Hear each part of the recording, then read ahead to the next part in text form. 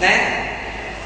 O cadastro do Bolsa Família. Só que é importante nós mencionarmos que o cadastro único, como o nome já diz, ele não está aí apenas para a concessão do Bolsa Família. Então existem muitos outros programas do governo federal e do governo municipal que estão pautados nesse cadastro. Por quê? Ele é a principal ferramenta que identifica assim, o grau de carência, de necessidade das famílias. Então, muitas das vezes as pessoas têm mencionado, mas eu já fui à secretaria várias vezes, já fiz cadastros, principalmente voltados para a questão de habitação. O nosso cadastro único hoje está com uma defasagem de informações de 70%, ou seja, é um cadastro que está muito desatualizado. Então, nós começamos agora, no mês de novembro, uma atualização geral. Então, assim, nós temos anunciado através da rádio comunitária, através do jornal, do boca a boca mesmo, a necessidade de quem já fez o cadastro procurar a secretaria, está confirmando lá se o seu cadastro está atualizado. Aquele que não fez e que tem interesse, porque teve um período em que dava-se o nome com intenção de habitação, né?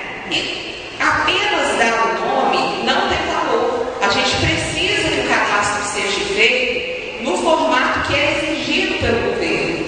Então nós não podemos simplesmente pular um sistema e pegar apenas o nome. Tem uma série de critérios que são estabelecidos pelo governo federal. Então a equipe tem se esforçado para atender 100% da demanda. Nós rompemos com aquele formato de atendimento, de agendamento, porque estava acontecendo muitos problemas. A pessoa ia à secretaria, agendava o atendimento, no dia não ia.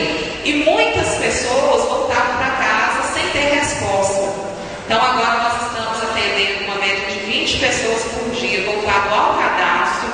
Temos uma equipe preparada para receber as pessoas que precisam de informação, estado de documento, e muitos são os benefícios, né? Nós não vou mencionar um aqui que deu nós comentamos na rádio e teve uma procura muito grande, que é a questão da contribuição do INSS para donas de casa, que tem uma tarifa reduzida, uma vez que ela tem o cadastro único.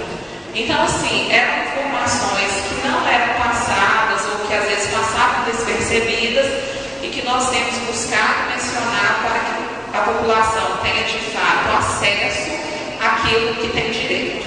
Obrigada, Raquel. De acordo aqui com a vontade de cada secretária, ainda temos mais 3 falas antes da fala do prefeito, tudo bem? Vamos